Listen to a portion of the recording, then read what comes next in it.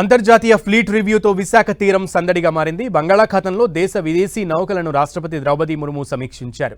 ఈ fleet రివ్యూకు CM Chandrababu, రాష్ట్ర governor Nazir హాజరయ్యారు. ఇక యుద్ధ నౌకల సమీక్షలో భారత్ నుంచి 70కి పైగా నౌకలు, జలాంతర్గాములు సందడి చేశాయి.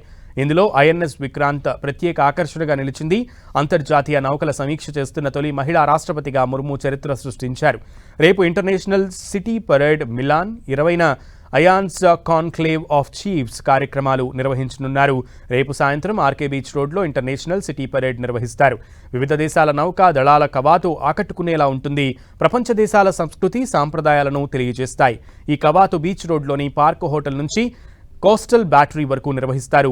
భారత నౌకాదళ ఫైటర్ జెట్స్, పారాచూట్లు, హెలికాప్టర్లతో ఆకాశంలో అద్భుత విన్యాసాలు ప్రదర్శించనున్నారు.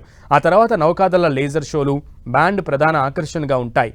ఈ నెల 20న Indian Ocean national naval symposium conclave of chiefs నిర్వహించనున్నారు. ఫ్లీట్ రివ్యూ, మిలాన్ల కోసం 7,000 మంది పోలీసులతో బందోబస్తు ఏర్పాటు చేశారు.